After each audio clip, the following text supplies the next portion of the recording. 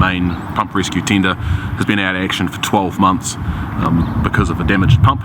And that pump is now obsolete, so this is our replacement to that truck. This is now our existing pump rescue tender, which is 27 years old, so it's actually been classified as a classic truck.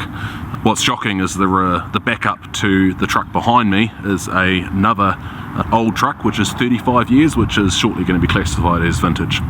Not only the lives of the public, but also of our firefighters are relying on equipment that is working, and that will not just work some of the time or most of the time, it has to work every time.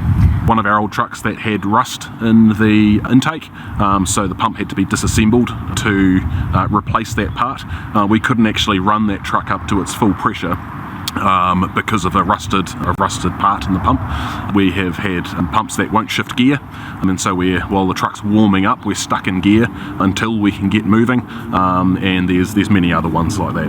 Very, very risky to send firefighters into a building without an operating pump. So the reality is if our pump doesn't pump water, it's a very, very risky manoeuvre to go in without that. Auckland currently doesn't have any aerials. So they're our trucks that have big high ladders on them for high rises, so they currently don't have any in operation. We've got a truck in Dunedin that I believe is a 1987 operating down there, and we're calling our ladder truck, which is a 17-metre truck. It's a bit of an endangered species at the moment, so there's been threats to have that taken off us and swapped over with an older version with higher hours to extend the life of the fleet. The reality is that's just a band-aid.